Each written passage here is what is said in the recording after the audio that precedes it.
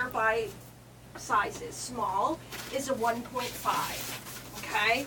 It's 1.5 cubic feet. That means the space that's inside the box, okay? It's pretty generic nationwide. Box makers, yeah, they all have they might have some extra sizes, but that's typically a 1.5 is a small, and it will look like this. And you would use a small for books, anything really heavy, canned goods, any, or fragile things, which I'll show you, that are in this small box that you could double up, okay? But anything that's typically going to be really heavy, like canned goods or books, goes in that size. And you have the medium-sized box, which is a 3.1. Typically, you'll see some different manufacturers have 3.0, 3.1, it'll be around that size. So same thing, this is a medium-sized box put together, and that will hold non-breakable kitchen items, toys, bathroom items,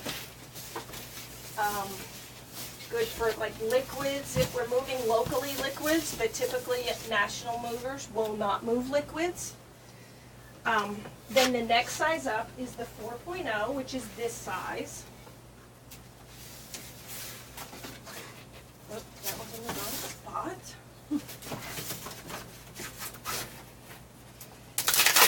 And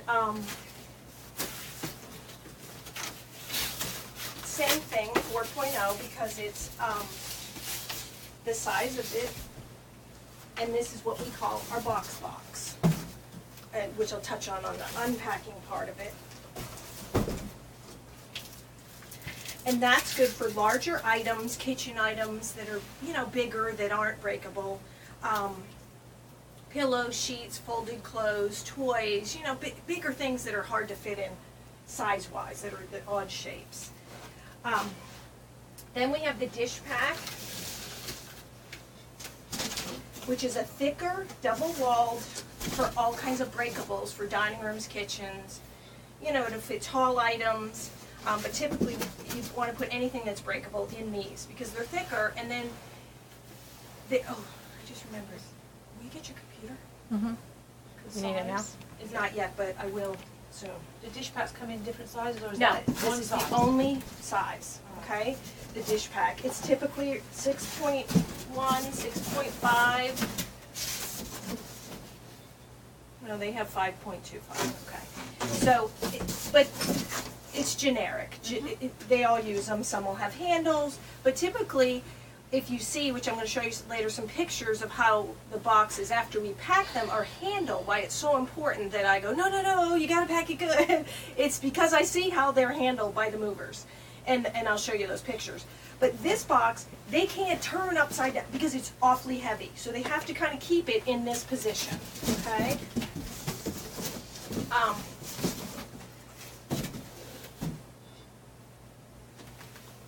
You say it's thick. It's a thicker cardboard, isn't it? Yeah. Yeah, it's double walled, thicker, a lot thicker. So it's going to protect those items that are fragile. Okay. Then we have the wardrobe boxes, which are these bigger ones that obviously are for clothing.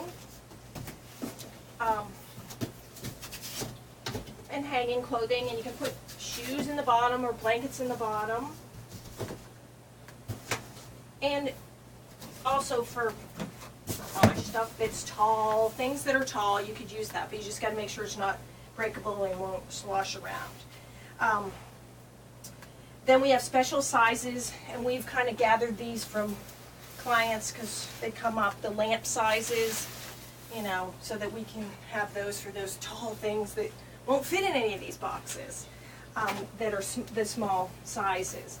Then we have another supply that we use, is the plastic wrap, and that's used for anything that you want to keep together. Say the little drawer units, we'll have, there was one in here, but I was going to go look at that, but Kathy moved it. But see the little ones, those tall ones that people have. If you leave the stuff in it and wrap it around, then it makes it easier to just leave it that way. Less for us to have to pack, easy for, them on the other side. And of course the bubble wrap and our famous paper. So those are the basic supplies that are going to be on every job. And like Kathy said, based on Underneath the door. based on each job, we'll have the certain amount, based on however we've been told about what we need. So I want to show you, first when you start, you want to scope out the room that we're in. If you look at it, just trying to see, okay, what are the things I'm going to be packing? Maybe pull some stuff out of the drawers if the drawers are going to be emptied. Some movers will move the dressers with the stuff in it, which, yay, that's good for us. We don't have to pack it or unpack it if that's the case. And they'll wrap the whole unit. But if you have to pull those kind of things out, just kind of get an idea of what you're going to be packing in that room. And then select the boxes based on the different sizes and the guide that, we say using dish packs for kitchens and dining rooms, using the other sizes for the other kind of items. And then I'm going to put together, always have tape. Some people like to use these. They're not my favorite. They get kind of torn up, but I did learn the trick why they were driving us crazy. All you have to do is tighten this, and it makes it more manageable. I used it yesterday when I was putting all this together, but I'm still not having to deal with it. So I want to show you the best way to put up a box. Or the easiest, whatever, a recommended way. Everyone gets their own, you get a feel. Get a feel for what works best for you. But this is typically what the end result should be. And you don't need to over tape. It's a waste of time. It's a waste of tape. As you can see, I wanted to point out one. I don't know.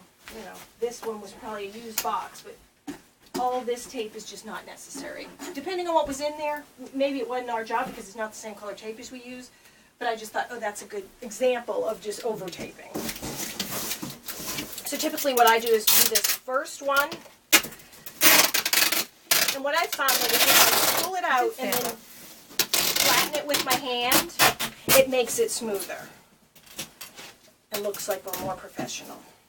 And then I take my cutter and just smooth it down onto the box. Then I take the next one and I either cover this side and slightly cover the other one, and then I do my third one down the middle.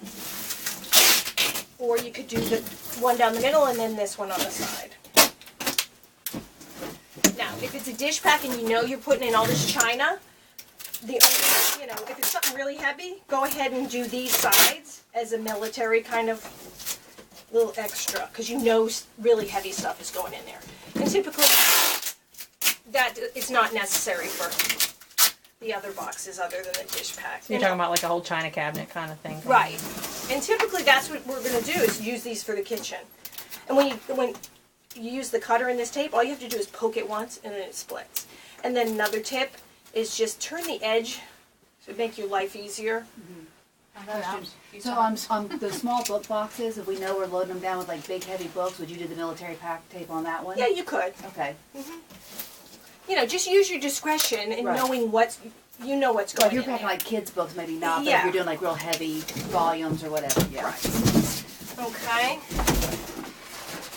One of the things we're also trying to teach is speed, because we are Right. very slow. Right. Compared to, a moving company coming in there. And I know we're a whole lot more careful and I sell that, but, there's kind of a fine line between, do you need more tape for, books? Because you're not going to pick up a book box where, they're just holding on to the edges. I think they're going to.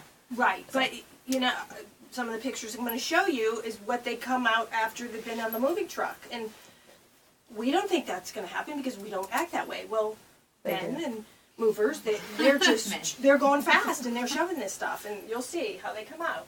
So then, once you have your box done, you want to take some paper. You always want to put cushion of paper on the top and the bottom. And Janet came up with this great way. I'm not going to take credit for it because it was Janet's idea, and it really works well. Because we've had other people suggest just sticking one in the corner and you're done. Not so much. So Janet has found that you just take a couple pieces, roll it like this, and go across the box.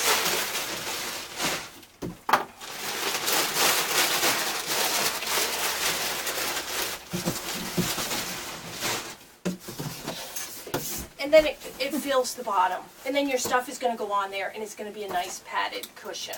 We wouldn't need to do that with unbreakable. This is for breakables, correct? Right. Breakables, right. Gotcha. Right. But typically, if you're going to be packing maybe some clothes, I mean, think about you wanting your clothes to go in a cover box. Maybe you want one piece of paper on the bottom of it. That's fine. You know, just use your judgment about, you know, making it nicer. If we're not going to be the ones unpacking it, you know, you want them to know that we've done a good job. Okay.